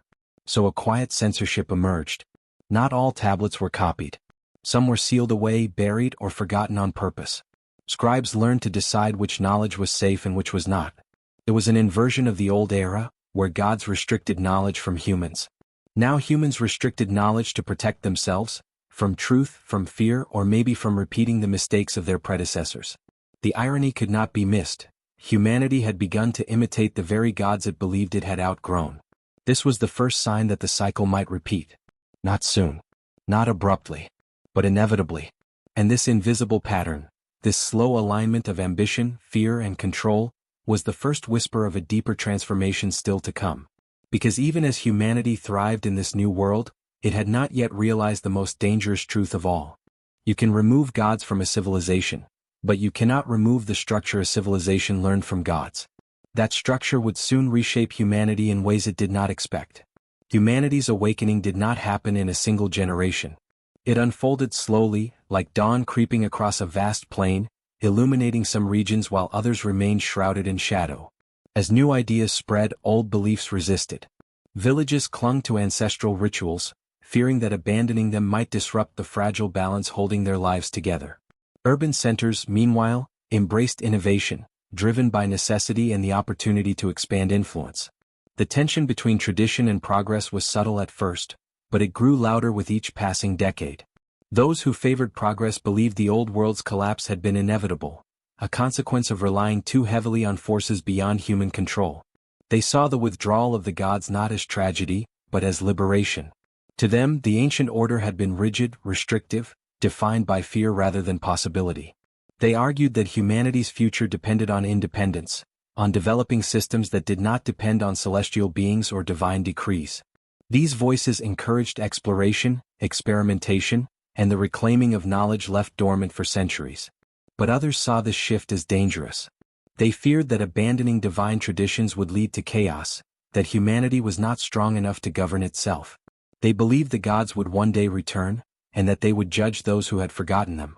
Their influence was strongest in the countryside, where memories of ancient rituals were preserved with almost sacred intensity.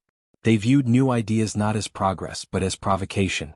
Their anxiety sharpened with every innovation, every change in law, every shift in leadership. These opposing currents, ambition and caution, coexisted because neither side had the power to dominate the other. But this balance was fragile. All that was needed was a spark. And that spark arrived in the form of knowledge. Not new knowledge but rediscovered knowledge. In the ruins of ancient temple archives, scribes uncovered tablets that had been intentionally buried or forgotten. Some contained agricultural methods from before the collapse. Others detailed star charts with precision unmatched by contemporary astronomers. But a few held something far more volatile, fragmented records of the final centuries of divine presence, accounts of internal conflict among the gods, unexplained disasters, and forbidden regions that had once been the center of catastrophic events. When these fragments resurfaced, they ignited debates that spread through city after city. Priests denounced them as dangerous distortions. Scholars defended them as historical truth.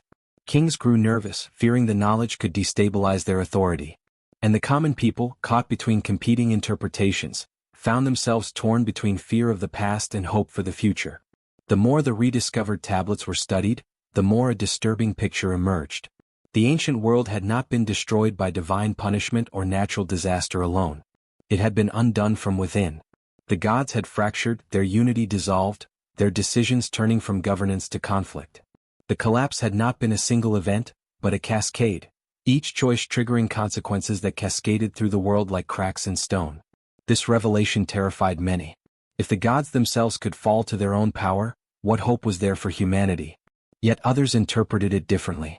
They believed the tablets revealed an opportunity, the chance to avoid repeating the same mistakes. If humanity could recognize the patterns that led to collapse, perhaps it could build a world that resisted them. It was a hopeful interpretation, but dangerously incomplete. Because understanding a pattern does not guarantee it can be prevented. And even as scholars tried to decipher the ancient warnings, another transformation was silently reshaping the foundations of society, one that none of them fully recognized until it was too late. The innovations inspired by ancient knowledge sparked unprecedented growth. Irrigation systems expanded. Trade routes flourished. Mathematics advanced. The stars were mapped with precision. Cities became hubs of culture and influence. Humanity was no longer merely surviving without the gods, it was thriving. But with success came ambition. And with ambition came rivalry. City-states competed for resources, influence, and strategic advantage. Rulers sought control over knowledge, believing it could strengthen their power. Scribes became advisors to kings, their interpretations influencing decisions with consequences far beyond their intentions. Diplomacy grew more complex, alliances more temporary, and betrayals more frequent. The ancient warnings, meant to unify humanity through caution, slowly became tools for political manipulation. Leaders quoted the tablets to justify war, defense spending, resource hoarding, and the suppression of dissent. They invoked the memory of divine conflict not to prevent escalation, but to rationalize it. The lessons of the past were being twisted into strategies for power. It was here, quietly, subtly, that the cycle began again. Not with gods, not with divine weapons, but with human hands. And the most tragic irony was that no one recognized the similarity, even as history repeated itself with meticulous precision. The cycle of rising ambition had not yet reached its peak when a new development began to change the direction of history. For generations, humanity had relied on scattered fragments of knowledge, but as scribes and scholars collected and compared ancient texts, a clearer picture emerged. Patterns that once seemed isolated now appeared interconnected. Events that had been dismissed as myth revealed themselves as coded references to real phenomena. And the more these connections were studied, the more they pointed toward a single, unsettling conclusion. The ancient world had not simply fallen, it had been destabilized by a chain reaction of decisions, each one rooted in fear, pride, or the desire for dominance. This growing realization created a new class of thinkers, individuals who were not satisfied with merely preserving knowledge but wanted to interpret it, to extract meaning from it, to understand how the mistakes of the past could be avoided. These scholars were not priests, nor were they politicians. They existed in the space between power and philosophy, respected for their insights but distrusted for the questions they raised. Their influence grew quietly. They advised kings, debated priests, taught apprentices, and traveled across regions exchanging ideas that transcended borders. They introduced concepts of rational governance, ethical leadership, and long-term planning. They emphasized the importance of stability and warned against the dangers of unchecked ambition. But their message was met with resistance. Traditionalists accused them of undermining divine authority. Rulers suspected them of inspiring rebellion. And everyday people, frightened by the complexity of their ideas, preferred the simplicity of old explanations. The scholars found themselves in a precarious position, needed for their wisdom, yet feared for their influence. Despite the tension, their teachings spread, because they appealed to a growing desire for structure in an increasingly unpredictable world. But what the scholars had not anticipated was that their ideas would be interpreted differently depending on who listened. Some took their warnings to heart, using them to strengthen laws, resolve conflicts, and protect fragile alliances. Others twisted their teachings to justify authoritarian control, claiming that only strict order could prevent another catastrophic collapse. And so, from the same seeds of wisdom, two opposite ideologies grew, one rooted in preservation, the other in domination. The division sharpened further when rulers began commissioning scholars to interpret ancient omens for political advantage. Celestial events, eclipses, comets, strange alignments, became tools in the hands of those who understood how deeply ingrained fear of the sky was in the human mind. A ruler could consolidate power simply by claiming that a particular star sign validated his right to rule. Another ruler could declare war by pointing to an eclipse as divine approval. And although scholars protested that these interpretations were distortions, their protests often fell on deaf ears. The manipulation of ancient knowledge not only fueled political conflict but also ignited cultural fragmentation. Regions that once shared common myths began developing divergent interpretations. Some believed the gods had left temporarily and would return. Others believed the gods had died. Still others believed the gods had never existed, and that all ancient records were allegories for natural cycles. These competing beliefs hardened into identities, and identities hardened into factions. Trade continued, innovations expanded, cities flourished, but beneath the surface the foundations were becoming unstable. Trust eroded. Diplomacy frayed. Leaders turned inward, prioritizing strength over cooperation. The same cycle that had once engulfed the gods was now taking shape among humans. What few understood was that history rarely repeats in the same form, it repeats in structure. Where the gods had once clashed over influence and ideology, humans now clashed over territory and belief. Where divine councils had once fractured, human alliances now splintered. Where celestial technologies had once been misused, political authority was now weaponizing fear. The cause was different. The scale was smaller. But the pattern was unmistakably the same. Yet even as tensions escalated, life for many ordinary people improved. Agriculture became more efficient. Cities became more organized. Artistic expression flourished. Trade networks expanded beyond anything the ancient world had known. To most people it seemed like an era of prosperity. But those who studied the deeper currents sensed something else. An imbalance growing slowly, invisibly, waiting for the right pressure point. And pressure points always come. Sometimes in the form of a leader with too much ambition. Sometimes in the form of a resource too scarce to share. Sometimes in the form of an idea too powerful to control. In this age, the pressure point began with something deceptively simple. An attempt by one rising kingdom to claim exclusive access to a strategic waterway. A small decision, seemingly local, insignificant in the grand scale of history. But as scholars would later observe, great collapses rarely begin with dramatic events. They begin with small fractures, barely noticeable but perfectly positioned. This fracture would soon widen. It would test diplomacy. It would shift alliances. And without anyone realizing it, it would open the door to the first major conflict of humanity's post-divine age. The cycle was moving again, slowly at first. But with every passing year, its momentum increased. The dispute over the waterway did not appear dangerous at first. It began as a border disagreement between two neighboring kingdoms whose territories overlapped near a fertile delta. What made the region valuable was not merely the water itself, but its position, an intersection point between trade routes that connected inland cities to coastal markets. Whoever controlled that passage controlled the flow of goods, influence, and wealth. And wealth, in a world rebuilding itself, was not simply an advantage. It was a weapon. For years, the two kingdoms maintained an uneasy balance. They traded, negotiated, and occasionally exchanged symbolic gifts to maintain the appearance of peace.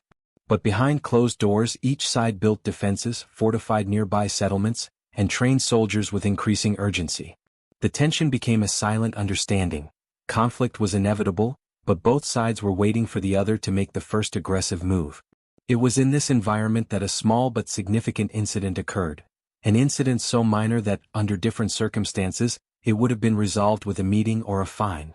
A group of merchants from one kingdom was stopped by soldiers from the other. Their goods were seized, their documentation dismissed, and their claims ignored.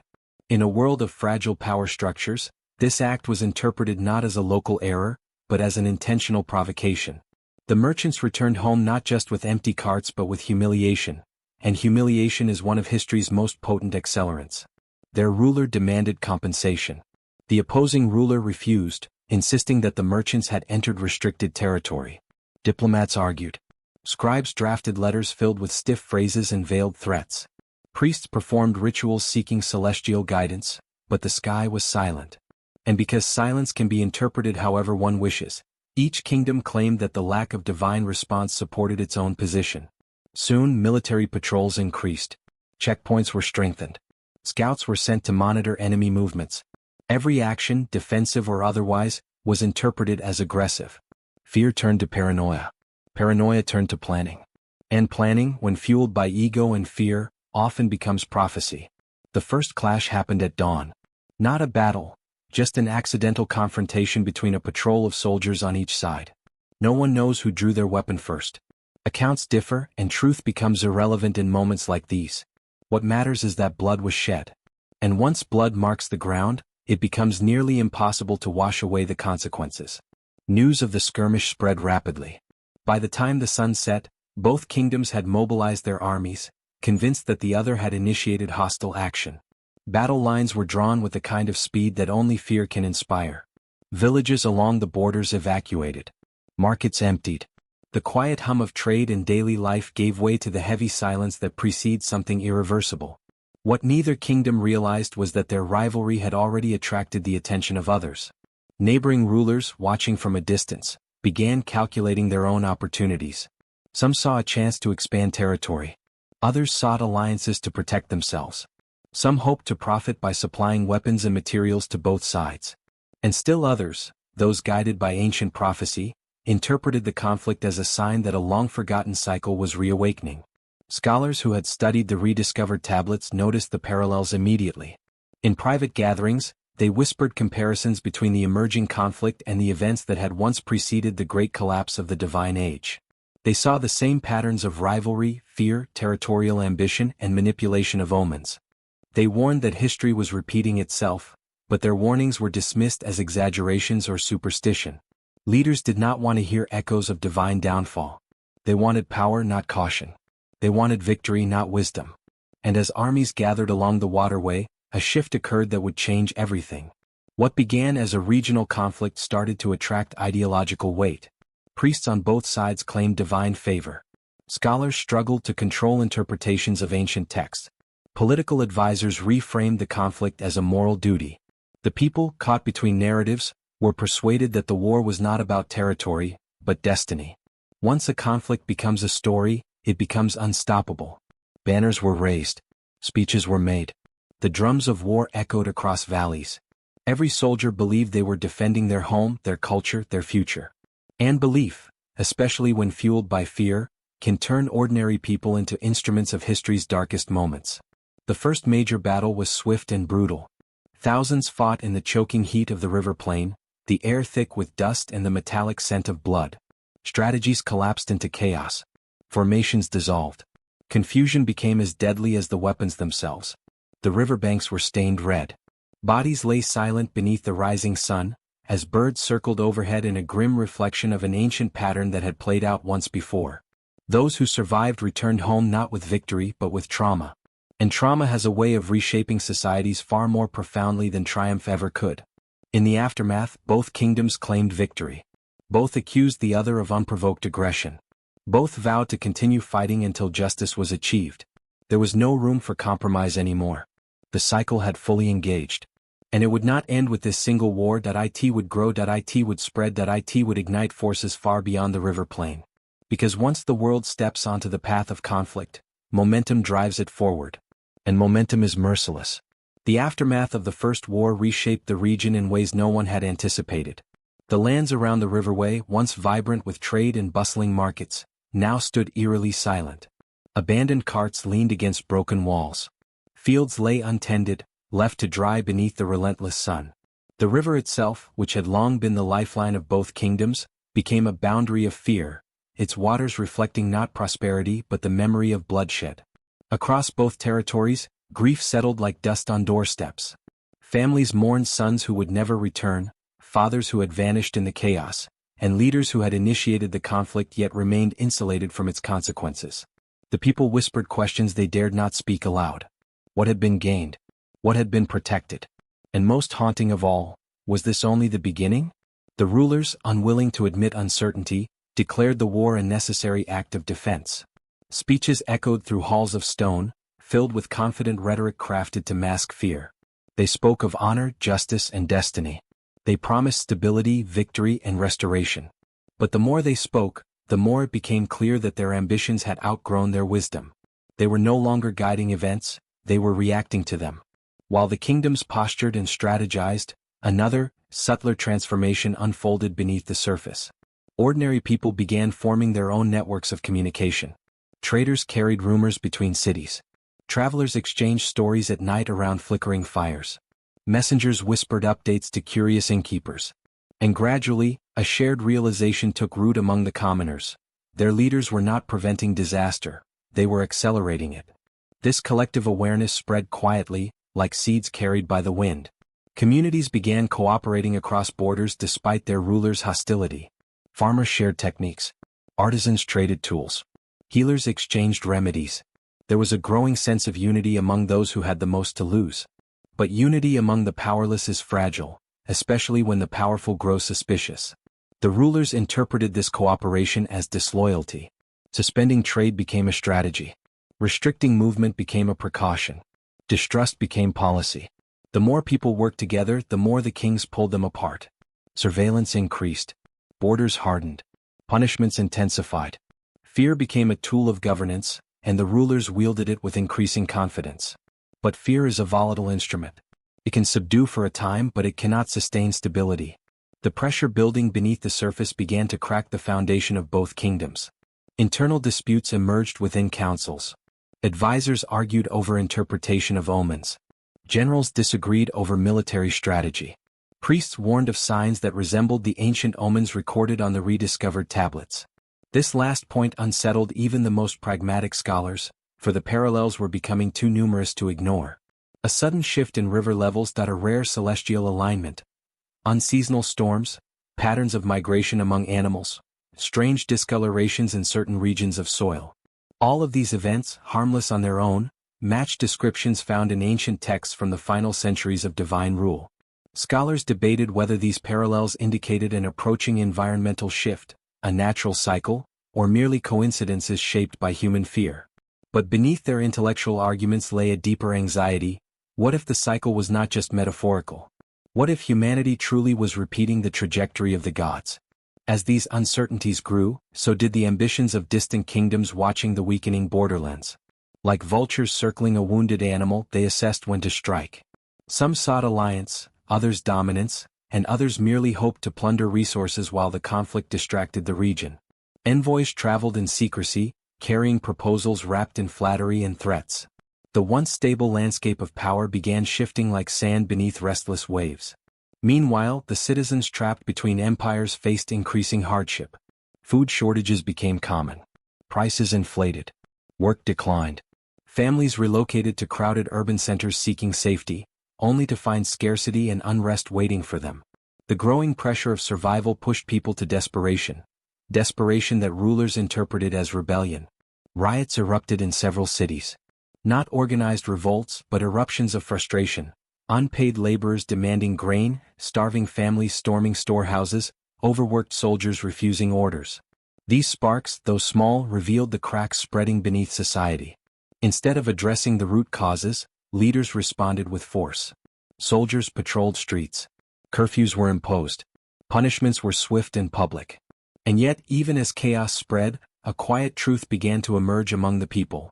Their leaders were not inevitable. Their decisions were not fate. Their authority was not absolute. This realization, once ignited, could not be extinguished by threats or violence.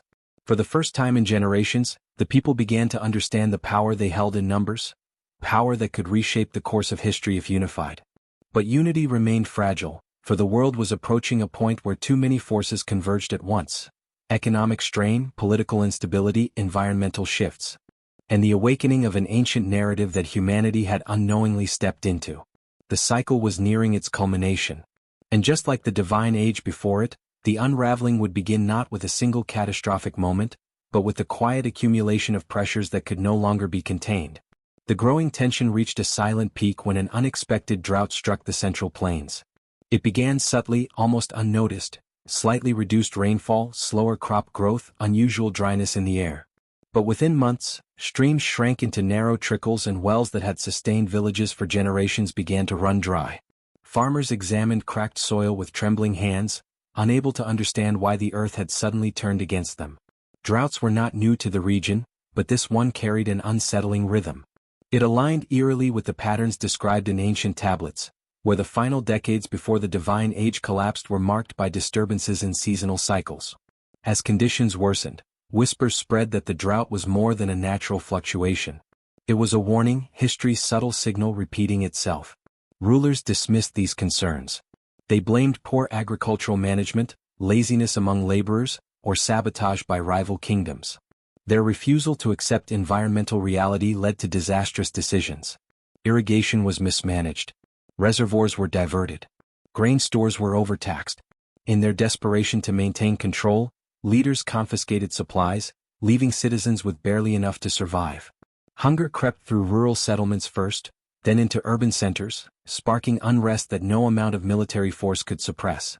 The people, already strained by war and now weakened by scarcity, grew increasingly restless. Markets became chaotic scenes of bargaining and desperation. Bread that once fed a family for a day became a luxury. Small confrontations at food stalls escalated into violent clashes. In the cities, groups of starving citizens began taking what the rulers refused to distribute, breaking into state granaries in acts of survival rather than rebellion.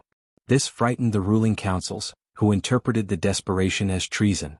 Instead of addressing the needs of the people, they responded with brutal efficiency, issuing executions as warnings, sending soldiers to guard food stores, restricting movement between districts. But violence only deepened resentment. The more they suppressed the population, the more the population learned to resist. In the midst of this growing turmoil, neighboring kingdoms seized the opportunity to advance their own agendas. Envoys delivered ultimatums disguised as peace offers. Armies gathered near borders under the guise of defensive positioning. Trade routes were quietly restricted. Each kingdom maneuvered cautiously, waiting for the moment when the weakening of one power would create an opening for another to rise. But as external pressures mounted, something far more dangerous began happening within the borders. Factions formed. Some groups believed survival depended on overthrowing current rulers. Others insisted on restoring ancient religious traditions to regain divine favor. A few, influenced by the scholars' warnings, argued for unity and strategic planning. The result was a fractured society, each group convinced that their path was the only one capable of preventing a catastrophic future. The rulers, feeling their authority slipping, made the worst possible mistake. They began accusing rival factions of collaborating with foreign powers. This accusation, repeated enough times, became believed. Paranoia infected every level of society. Neighbors watched each other with suspicion. Families argued over loyalty. Even trusted advisors were suddenly deemed traitors and removed from their positions. It was during this period of confusion that another rare celestial event took place. A sudden, brilliant streak of light crossed the night sky, illuminating the land with an unearthly glow. It lasted only seconds, but it was seen by thousands. To many it was a symbol. To others a warning. And to the rulers it was an opportunity. Priests declared that the celestial sign signified divine displeasure. They argued that the drought, the wars, and the unrest were punishments sent because the people had forgotten the old ways. They demanded the restoration of ancient rituals, the rebuilding of forgotten temples, and sacrifices to appease the unseen forces watching from above. The people, desperate for meaning amid chaos, embraced the interpretation. The rulers encouraged it, believing it would restore obedience.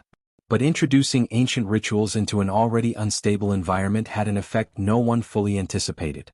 Fear reawakened old mythologies, and mythologies reawakened old divisions.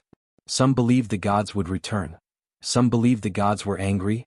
Some believed the gods were testing humanity, and some believed the gods had nothing to do with any of it. Competing interpretations escalated tensions further. Religious factions clashed with reformist groups in city streets. Temples became fortified. Shrines were destroyed by mobs. Scholars were attacked for questioning divine involvement. Panic spread not because the gods had returned, but because the idea of their return became a weapon. Power shifted with every rumor. Alliances dissolved overnight. Rulers tightened control but found themselves surrounded by unrest they could no longer manage. The kingdom, once united by shared culture and history, now fractured into a mosaic of distrust. Yet despite the fear and chaos, a strange clarity began to form among those who quietly observed the unfolding events. It was becoming undeniable. Humanity was reenacting an ancient pattern, step by step, without realizing it.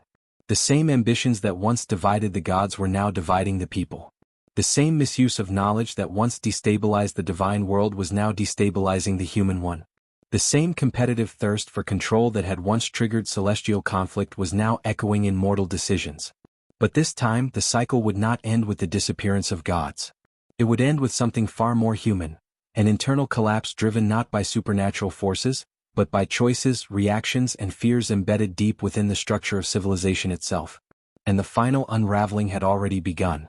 The unraveling tightened like a slow constriction, not with the sudden force of a disaster, but with a subtle pressure that accumulated day by day until it became unbearable. The once stable centers of power began to shake under the weight of conflicting demands. Advisors contradicted one another. Generals accused each other of sabotage. Priests demanded obedience, while factions within the population demanded justice.